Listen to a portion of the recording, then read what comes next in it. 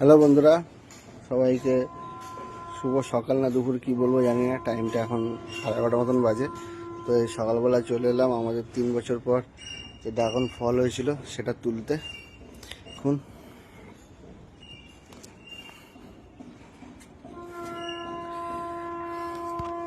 এটা এবার তুলবো।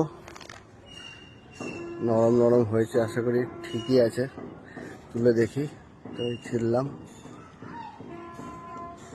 এবার ছিটতে হয় সেটা জানি প্রথমবার।